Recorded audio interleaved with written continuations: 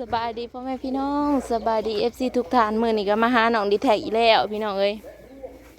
เนาะได้อันน่ะเสื้อมาให้น้องดีแท็กพี่น้องพอได้มาปูกินข้าวกินน้ำพี่น้องเอ้ยเมื่อคืนนี่ก็ฝนตกให้ย่างแรงเลยก็เลยบ่ได้มาเนาะฝนตกอย่างแรงเลยทางย่างเขาคอกบ้านเพิ่นก็ทางเข้าบ้านเพิ่นก็อยากเปื้อนแน่ชาวผู้เมียพากันเฮ็ดหยังเด้ว่าแล้วงานแต่เช้าผู้ว่าซะ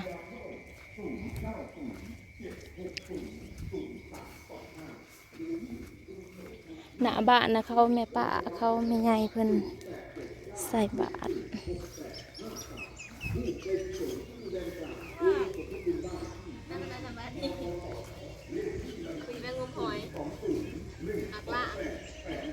อักลากรับเนี่ยนอนเลยแล้วเห็ดอะไรบ้างเอาสาดมาหายชื่อเพิ่นพี่ห้ามปิดเพลงนะฮะฟังไอ้เฮียงค่ะเฮาก็เลยทางอะไรหลังสวยไอ้นี่ทางไอ้แหลมได้ปลูกมันละเมอ ไผ่ละเมอนะกลางเว้นเฮาอยากเฮาเลยปลูกใหม่ร้ายนะบ้าปลูกใหม่ร้ายเฮาบ่กล้านอนเฮานอนดีแท็กนอนเลยวังใดนี่ว่าสามีคือไปปลูกเอาบางใดพี่น้องไฟดับเขาปิดไฟในไฟดับยังคืออันเสาเด้เขามาเปลี่ยนเสาลูกเข้าไปไฟดับก็คือสากแบดอยู่ซะน้องดีแท็กนอนไหลเลยว่าซะนอนไหลมันนะมันลูกเปิดพัดลมมันทอด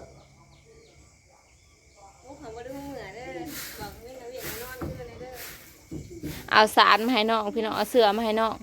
เอากับอันนี้กับซอกนี่เอาอยากนอนบริการนอนดูแล้วบ่เป็นยังดอกเอาในซอกไว้ขีดหมดนะเสื้อกะถือพ้นมึงเนี่ยนะ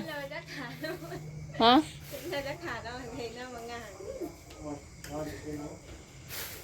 ปูพากันปูนี่ก็พากันนั่งพังเบิ้งกันพ้นบ่ตกเสื้อเฮาเองเลยพี่น้องเอามาให้น้องแต่ว่าเสื้อตั้งแต่เฮาเข้ากรุงเทพพุ่นเลยพี่น้องแต่ว่าพ้นตกห้ำเนี่ยมันอยากขึ้นลาแต่ว่าทางในน่ะบ่เป็นยังเป็นแต่ทางนอกนี่เลยปูพากันปูนี่พากันปูนี่แหละนี่พากันกินข้าวทำความสะอาดพี่น้องFCก็ถามหลายผู้หลายคนนะเม่นมาหลายผู้หลายคนว่าอันคือบ่อยู่นะแม่น้องแทนโอ้ยพี่น้องมันอยู่บ่ได้ดอกพี่น้อง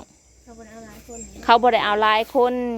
อยู่แบบนี้ก็เป็นป่าเป็นดงก็ถามFCว่ามีบ้านคนบ่อันนี้ก็บ้านเฒ่าแก่เพิ่นพี่น้องหากแต่ว่ามาทางนี้ก็สิบ่มีหยังเลยเนาะมาทางนี้ก็สิมีเป็นป่านี่เนาะพี่น้องก็เป็นป่าแต่ว่าถามว่ามันไก่บ้านไก่อันบ้านเฒ่าแก่บ่ไก่บ่มันก็บ่ไก่ดอกพี่น้องเอ้ยอันนี้ก็คอกงัวนี่กับมานี่กับบ้านเฒ่าแก่น่ะก็บ่ได้ไก่ฮะบ่ได้ไก่บ่ได้ยังคนงานเก่าเข้าไปทางใดคนงานเก่าเขาน่ะกลับบ้านเด้อพี่น้องเป็นโรคหัวใจพิวเป็นโรคหัวใจพิวแล้วก็เลยกลับบ้านอันได้ขีดบอลเฮ็ดบอลอัน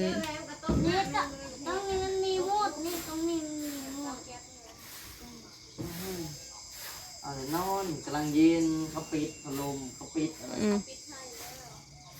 เพิ่นว่าไฟดับ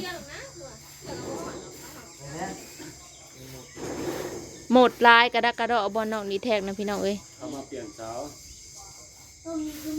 เพิ่นขีดอ้อมบอลนอนเพิ่นตะกี้ว่าแม่งแทนว่าสิบ่มา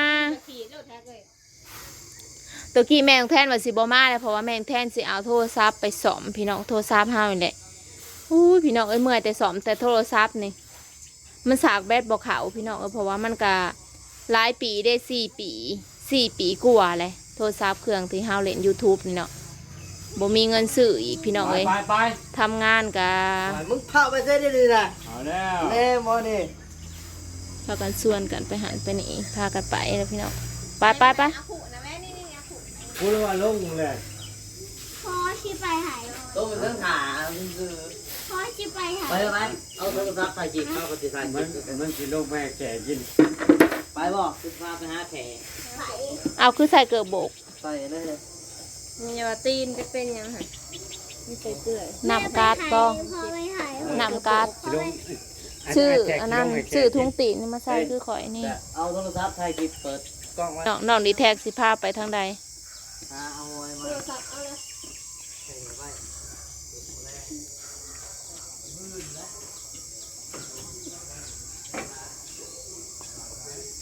หมดอันนี้ก็เสร็จแล้วเสร็จอีกได้หมดเสร็จ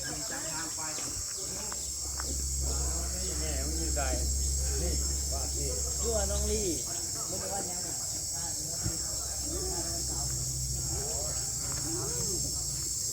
บอนชุเพิ่นก็จะเปื่อนของของซุมเฮาเด้เนาะ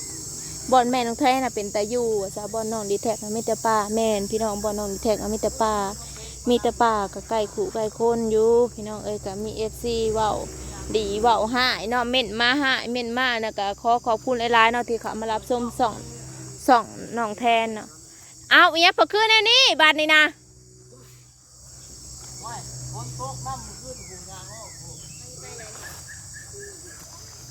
น้องซาชุเพิ่นพี่น้องน้องซาบอนอยู่น้องดีแท็กเฮ็ดปวกไปตามีเนาะอะฮะมีช่วงดำหน้าบ่แสดงว่ามันออกหนานะหนานี่มันบ่ออกแสดงว่า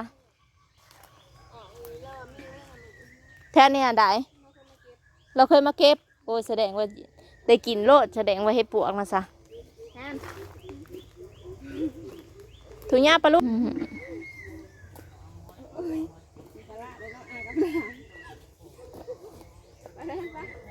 ไปย่างโอ้ยพี่น้องมีแต่ปลาแล้วบอลจุเพิ่น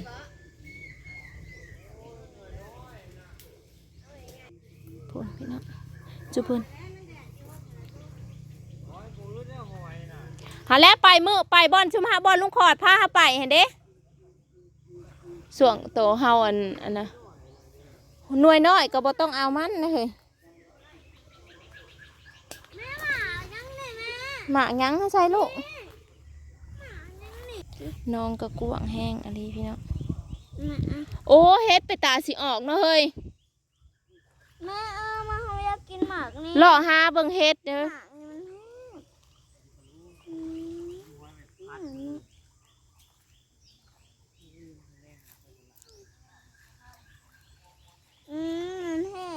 ทางพุ่นน่ะคือสิเลิกอยู่เนาะเฮ้ยทางพุ่นน่ะเนาะ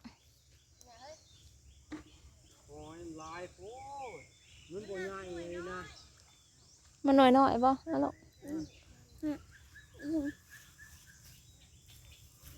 เอาหมากไปเอา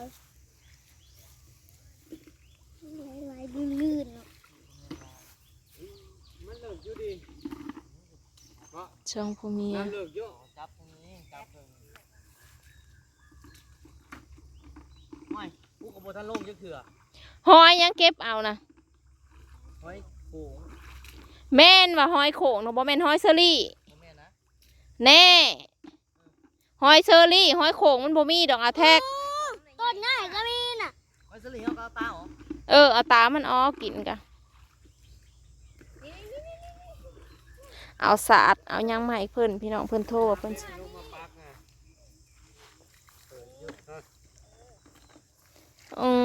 เอามาเบิ่งดูหาเฮ้ย มา เพื่อนเดี๋ยวลูกหอยน่ะ ลูกหอยลายโพดบ่มาเบิ่งดูหา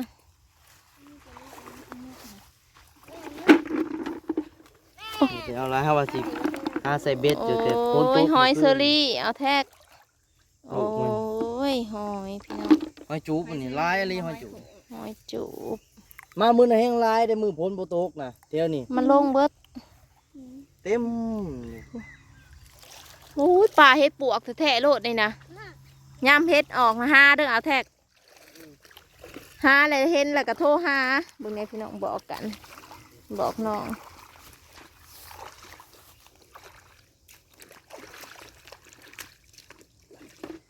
คิดว่าหอยยังบ่ได้พอต้องหอยอันนี้พี่น้องเอ้ยก็มี FC มาบอกนะจังสั่นจังสี่เนาะแต่ว่าก็ซุ่มเฮากับว่าน้องด่าเว้าจังสั่นจังสี่โอ้ยพี่น้องคันบ่เห็นเพิ่นเฮ็ดงานก็อย่าเว้าให้เพิ่นเด้อพี่น้องเนาะอันนี้เฮากับ มาเลาะมาหาเบิ่งน้องตะกี้ว่าสิบ่มาได้แหละบ่แล้วน้องเพิ่นน่ะเฮาสิงมหอยว่าซะมาเด้อเพิ่นว่า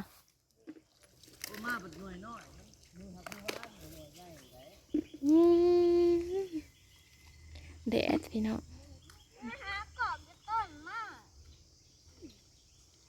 สองผัวเมียพากันงมหอย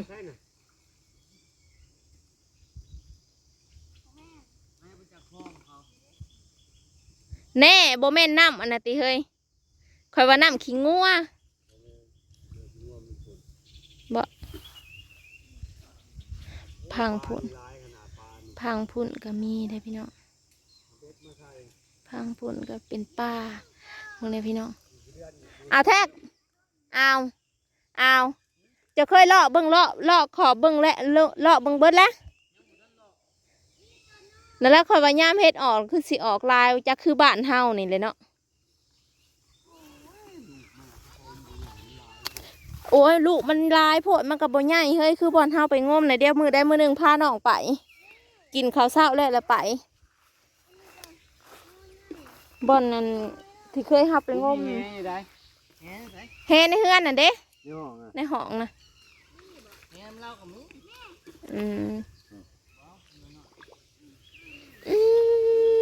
มันโพหอยเนาะเฮ้ยปาดมันลายเกินพี่น้องเอ้ยหอยนะบ่ว่ายังลายพี่น้องเนาะเฮาก็สิได้ยังทางนี้คลิปหนาพอกันใหม่คลิปหนาพอกันใหม่อย่าลืมข่าวมาโรยโซ่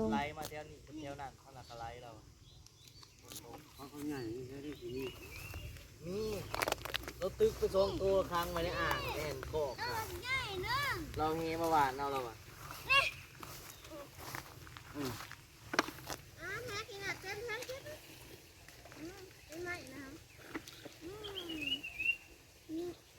โอ้โห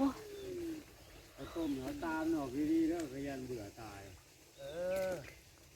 คลิปหนานะพี่น้องเราเบิ่งรอชมต่อไปเด้อในใดก็ขอบคุณหลายๆ FC ที่เข้ามารับชมช่องน้องแทนเนาะฝากไลค์ฝากแชร์แล้วก็ขอบคุณที่คำแนะนำแล้วก็ขอบคุณที่เข้ามาเม้นเนาะก็ขอบคุณหลายๆเด้อโซผู้เมียพากันสู้ตายพี่น้องแล้วงานตั้งแต่8 โมงพออยู่ได้อีกแต่ว่าพออยู่แล้วเราเฮ็ดไปเริ่มแล้วไวเลยได้เริ่มอยู่โตเลยหันพอไปน้ำอ่าวได้ฮะลูกเจ้าหน่อยอย่าลื่นลงหันได้ฮะมาปลาอะไรไปขึ้นนะแดดนี่